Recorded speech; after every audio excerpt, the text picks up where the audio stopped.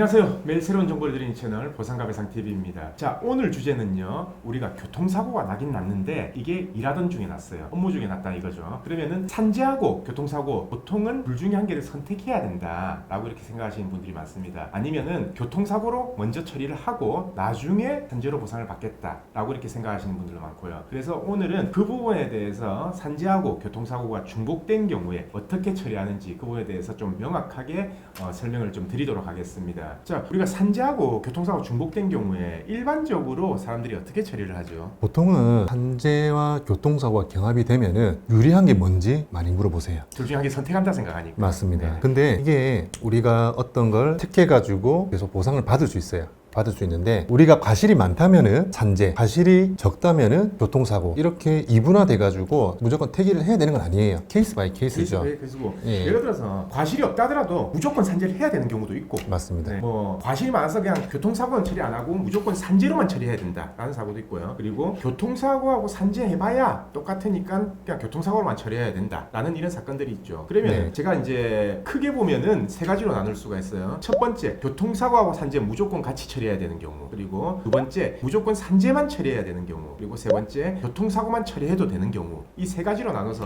오늘 좀 설명을 드리면 괜찮을 것 같아요. 그래서 오늘 지금 이 방송 보시는 분들 중에 만약에 진짜 산재하고 교통사고가 경합돼 있다 라고 하시는 분들은요, 오늘 꼭 집중을 하셔야 됩니다. 왜냐면 이거를 잘못 처리해서 불이익을 입는 경우가 있거든요. 근데 그 불이익이 금전적으로는 진짜 수억 원까지도 차이가 나요. 네, 그래서 맞습니다. 그게 어떤 불이익이 있고 그런 사고 같은 경우에는 어떻게 처리해야 되냐, 그 부분에서 한번 말씀을 해주시죠. 네, 생각나는 사례가 하나 있는데요. 산업재해 보상보험법이 개정된 이후에는 우리가 출퇴근 중에는 무조건 산재 처리가 됩니다. 예. 근데 그게 안 되던 시절이 있었어요. 예. 출퇴근 안 된다. 맞습니다. 예. 근데 지금 또 무조건 되는 건 아니라 통상적인 출퇴근 경로에 한해서만 맞습니다. 돼요. 그래서 예전 케이스인데 네. 사망하신 분이에요. 사망하신 분인데 이분 같은 경우에는 출근 중에 교통사고로 사망을 하셨습니다. 네. 나이가 30대 초반이에요. 그래서 그때 당시에는 출퇴근 교통사고가 무조건 산업재해 보상보험법에 의해서 보상을 못 받을 때라서 이분이 소송을 했습니다. 민사소송을 했다는 거네요. 민사소송하고 행정소송하고 같이 했어요. 아, 예, 산재 같은 경우에는 승인 처분에 대한 네, 기소소송을 한 거고, 그리고 회사 사업주를 상대로 민사적 손해배상, 가해자한테 가해자, 교통사고 가해자한테 이제 가해자 보험회사 손해배상 청구한 거죠. 네. 했는데 이게 같이 소송을 시작을 했어요. 그런데 교통사고가 먼저 판결이 난 거예요. 그래서 4억을 보상을 받았습니다. 교통사고로 민사적으로 사고를 받았다는 거예요. 네, 맞습니다. 그리고 나서 산재가 승인이 되었어요. 그런데 30대 초반의 가장입니다. 그리고 배우자 자녀가 있어요. 네. 유족연금이 있는데, 유족연금이 있는데 이걸 하나도 못 받게 된 거예요. 교통사고에서 먼저 판결이 나버리니까. 맞습니다. 그렇기 때문에 산업재해보상보험법상 이분이 유족연금을 신청할 수 있지만 근로복지공단에서 구상을 해야 돼. 보험회사에 이미 4억을 받았기 때문에 유족연금은 받을 게 하나도 없는 거예요. 그러니까 산재부터 끝나고 네. 결정이 되고 나서 유족연금이 결정이 되면 어차피 일시급 기준으로만 공제하면 되잖아요. 우리 맞습니다. 총손해배상액에. 맞습니다. 예를 들어서 총손해배상액이 4억이다. 그러면 유족연금 공제한데 봐야 한 1억 5천 공제가 될 거거든요. 네. 그러면은 2억 5천은 받고 평생연금으로 실제로 4억보다 더 많아요. 그런 식으로 따지면요. 30대이기 맞습니다. 때문에 한 달에 150만 원씩만 한다 하더라도 10년이면 그게 거의 1억 8천. 그러면은 앞으로 30대이기 때문에 한 50년, 배우자가 사망할 때까지 보면은 한 50년 정도 남았는데, 그러면은 네.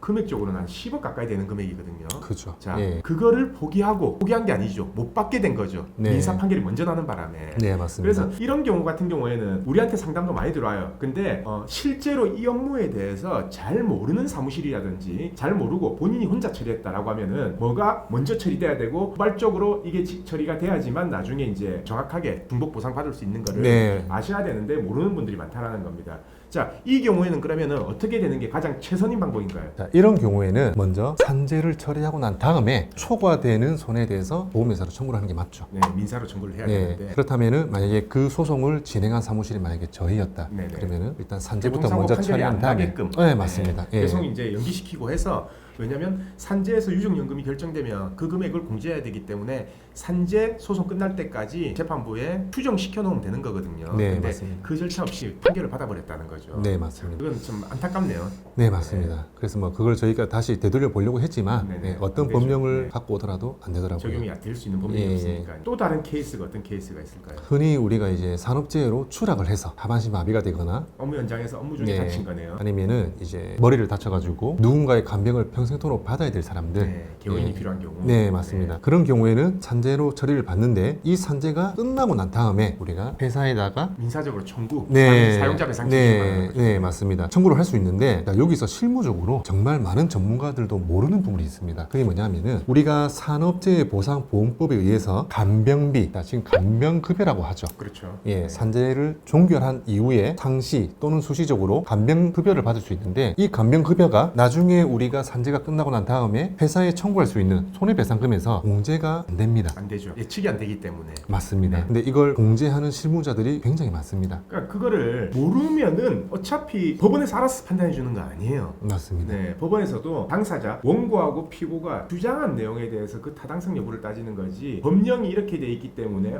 더 보상받을 수 있는데 왜 이건 청구 안 하세요라고 재판부에서 하지는 않아요. 네네. 주장한 내용 가지고만 판단을 하지. 근데 사실상 그래요. 그 부분에 대해서 간병급여를 공제를 안 해야 된다라는 거에 대해서 아마 이 방송 보는 전문가들도 모르는 사람들이 대다수일 겁니다. 많습니다. 네네. 이게 공제를 하고 안 하고 금전적으로 엄청난 수억 원 차이 나죠. 차이를 네, 수억 원 야기시키는데요. 차이 납니다. 예. 특히 간병인 사건, 간병인이 필요한 사건 같은 경우에는 뭐 일반적으로 사지마비, 척추 손상으로 인한 사지마비라든지 아니면 뇌 손상으로 인한 손마비라든지 네. 전신마비 환자 같은 경우에는 무조건적으로 간병인이 필요한데 그 간병급여를 앞으로 평생 받아야 되는데 그거를 우리가 민사적으로는 공제를 안 시켜야 되는 게 맞아요. 맞는데 공제를 시켜버리게 되면은 금액적으로는 수억 원의 차이가 납니다. 네, 맞습니다. 네, 그러면은 공제를 안 시키려면은 업무 처리를 어떻게 해야 되는지 그 네. 부분에 대해서도 한번 좀 소개를 시켜주는 게 자, 이게 어쨌든 우리가 사업주를 상대로 손해배상 소송 또는 소외 합의를 많이 합니다. 소송을 하게 되면은 그 부분은 당연히 우리가 주장을 해야 될 부분이고 네네. 소외로 합의를 하더라도 이 부분은 공제를 안 하고 진행을 해야 될 부분이죠. 네. 우리가 수시 같은 경우에는 2만 얼마, 상시 같은 경우에는 하루에 4만 얼마의 간병급여가 있는데 이 부분을 한 달이면은 80만 원, 120만 원. 네. 그러면 1년이면은 뭐 1,500만 될 거예요. 네, 맞습니다. 장기적으로 봤을 때 엄청 큰 금액이에요. 10년만 해도 1억 5천이니까 네네. 그래서 그걸 우리는 주장을 해야 됩니다. 공제가 안 돼야 된다. 공제가 안 돼야 된다는 거를 주장을 해야 되는데 그 주장이 없다는 거죠. 맞습니다. 네. 실제로 우리가 손해사정 또는 이제 변호사 사무실 진행을 할 때 사업주 또는 회사를 상대로 해가지고 소송을 안 하고 소외로 합의하는 경우에 그 부분을 주장 안 하고 합의가 되는 경우가 굉장히 많아요. 그래서 사실 이거는 굉장히 많아요. 그렇기 때문에 전문가 지금 현재 그런 사건, 비슷한 사건으로 소송 내지는 회사 측하고 협의를 할 예정이 있는 분들은 그 부분을 꼭 챙기셔야 됩니다. 자, 그리고 우리가 이제 아까 말했던 업무 중 또는 출퇴근 중에 차량을 이용을 많이 하잖아요. 네네. 그럴 경우에도 이제 산재 보상이 되는데 예를 들어서 과실이 상대방 100%다라고 하면은 이제 산재를 처리할지 아니면 자부를 처리할지 아니면 동시적으로 같이 중복 보상을 받을지를 선택하면 되는데 내 과실이 많은 경우가 있습니다. 단독 사고라든지 아니면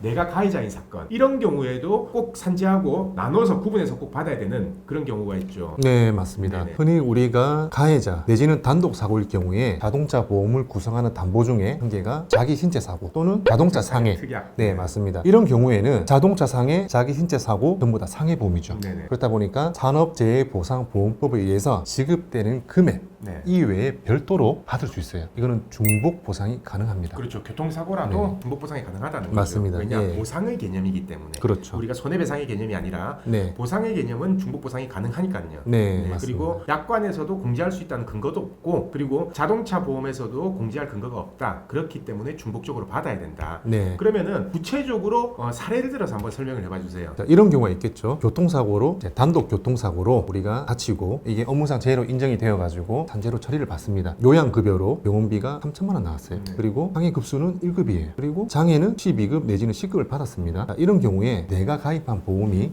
자기 신체 사고다. 그리고 부상 가입 금액이 1급 기준 3천만 원이다. 그러면 근로복지공단에서 지급해준 이 요양급여에 대해서 네. 우리는 본인이 가입한 자동차 보험의 자기 신체 사고 부상 금액 네네. 그걸로 3천만 청구할 수 원을 있다. 청구할 수 있어요. 그렇죠. 네. 근데 이거 모르고 넘어가신 분들이 엄청 많을 것 같아요. 많습니다. 네, 엄청 네. 많죠. 많습니다. 네, 엄청 많고. 자, 지금 이 방송 보시는 분들도요. 이 보험금은요. 어차피 보험금 청구권 소멸시효는 3년입니다. 만약에 방송 보시는 분들 중에 지금 말한 케이스가 있다라고 하면은 사고가 난 지 아직 3년이 안 됐다라고 하면 지금 청구하셔야 됩니다. 자, 구체적으로 네. 그러면 더 쉽게 해서 어떤 경우에 청구할 수 있는지 구체적인 사례를 한번 말씀을 해봐 주세요. A라는 사람이 회사 차를 타고 업무 중에 교통사고로 인해서 많이 다쳤습니다. 많이 다치고 이 회사 차량에 가입된 자기 신체 사고 가입 금액이 부상, 사망 후유장애 구분을 했을 때 부상이 1급 3천만 원, 사망 후유장애가 1급이 5천만 원 이렇게 가입됐다고 가정을 해봅시다. 그럴 경우에 이 A라는 사람이 산재로 먼저 처리를 받겠죠. 처리를 받는데 병원비가 5천만 원이 나왔어요. 예를 들어서 근로복지공단에서 이제 병원으로 지불한 금액이 5천만 원이 나왔다. 네. 요양급여 5천만 원이 발생했고 그런 다음에 산재에서 C급 장애를 받았습니다. 네. 그렇게 해서 보상을 다 받았죠. 네. 그런 다음에 산재는 종결됐고요. 그러면. 네, 종결됐고 본인이 가입한 또는 회사가 가입한 그 차량에 들어가 있는 자기 신체 사고에서 1급이 3천만 원. 만약에 1급 한도가 3천만 원이다라고 하면은 네.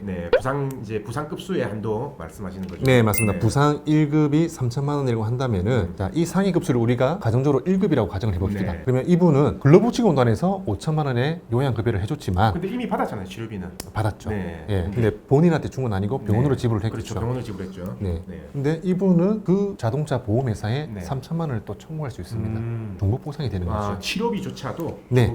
중복 보상이 네, 된다는 네. 거죠. 당연히 후유장애 부분은 중복 보상이 된다는 거는 이제 일반적인 사람들은 다 알고 있을 겁니다. 네네. 네, 근데 치료비조차도 그러면은 근로복지공단에서 병원으로 직접 지불을 했지만 그 영수증을 가지고 내가 가입한 자기 신체 사고나 자동차 상해 특약에서 추가적으로 이 치료비에 대해서 청구를 할 수 있다. 네, 맞습니다. 거죠. 자, 그럼 여기서 이제 팁을 하나 드려야 되겠죠. 네네. 우리가 단독 사고로 자기 신체 사고를 처리를 할 수도 있고 네. 산업재해보상보험법에 의해서 산재 신청을 할 수도 있는데 만약에 자기 신체 사고로 먼저 청구를 한다. 그러면 병원비가 소진이 되겠죠. 그렇죠. 그럼 나중에 내가 받을 수 있는 부상금이 적어지겠죠. 없어지니까. 예. 그러니까 이런 경우에 아까 이게 지금 단독 사고나 내가 네. 가해자인 네, 내가 네. 과실이 많은 사고 같은 경우에는 네. 우선적으로 무조건 산재로 먼저 처리를 하고 그리고 이 산재에서 처리받은 치료비 금액 이거를 내 보험사에 청구를 해라. 네, 맞습니다. 네, 한도 다 쓰지 말고. 맞습니다. 예를 들어서 치료비가 1,000만 원, 2,000만 원 나와도 자동차 상해 특약이나 자기 신체 사고에서 1,000만, 2,000만 원을 먼저 써버리면 네. 남는 건 1,000만 원밖에 없으니까. 그렇죠. 그래서 무조건 산재를 먼저 처리하고 그 금액을 받는 게 훨씬 낫다. 아, 이거는 아마 꿀팁이죠. 네, 되게 예. 좋은 팁이죠. 자,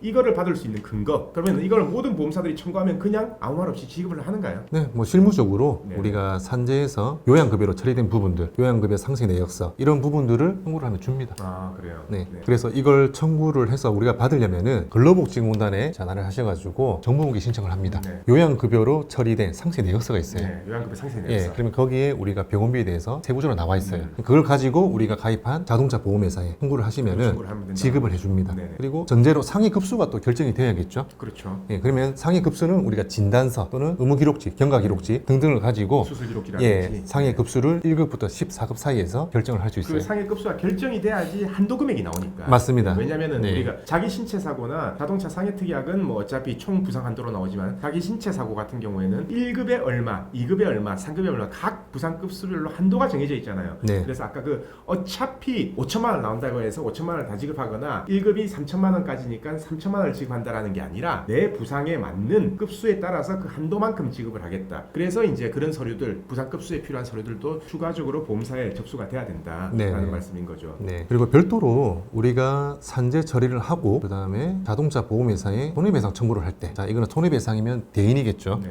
네, 단독 사고 가해자가 아니라 특히 그런 경우에는 산재에서 절대 보상이 안 되는 게 있습니다. 그게 바로 위자료입니다. 내가 100%의 후유장애 현재는 또는 위자료 항목이 없으니까 아예. 네, 맞습니다. 내가 100%의 장애를 입었다. 네. 그러면은 과실이 없는 경우에 통상적으로 우리는 1억 정도. 되니까 예, 위자료를 위자료를 청구할 수 있는 거 따로. 네, 맞습니다. 그리고 많은 분들이 좀 헷갈릴 수 있는데 그게 뭐냐면은 산재에서 받은 급여를 공제를 할 때 이건 우리 손익상계라고 얘기를 하죠. 네네. 이 손익상계하고 손익상계를 할 때에는 같은 성격끼리 공제를 합니다. 일시 그러니까는 휴업 손해는 휴업 손해끼리 계산하고. 네, 네, 장애 부분은 장애 부분끼리만 계산하고. 맞습니다. 그리고 위자료는 위자료끼리 계산하고. 근데 일반적으로 생각하는 분들은 통합적으로 전부 다 합쳐서 네. 네, 산재에서 받은 금액을 전부 다 빼버려요. 네. 네, 그렇게 되면 안 된다라는 거죠. 결국은 맞습니다. 손해 보니까요, 나중에. 맞습니다. 네, 그래서 그런 부분들도 특히 산재하고 이 교통사고가 경합돼서 중복적으로 처리해야 된다라고 하는 거는 진짜 더 일반적인 교통사고나 일반적인 산재 사고보다 훨씬 더 신중한 판단을 해야 된다라는 네. 게 이제 오늘 취지인 거고요. 자, 그리고 지금은 거의 대부분 말했는데 또 한 가지가 더 있죠. 뭐가 있을까요? 네, 향후 치료비가 있겠죠. 네. 근데 그 향후 치료비 중에서도 실제로 내가 몸에 필요한 치료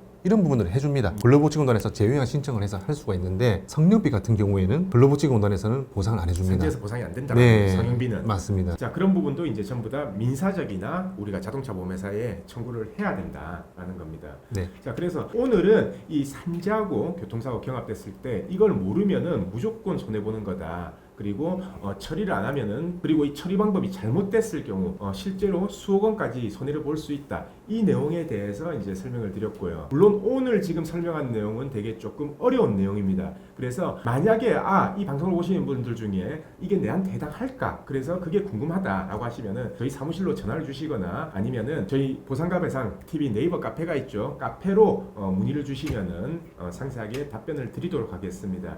자, 그러면은 오늘 방송은 여기까지 하고요. 내일도 새로운 주제를 가지고 오겠습니다. 오늘 방송 끝까지 봐주신 구독자분들 감사드립니다.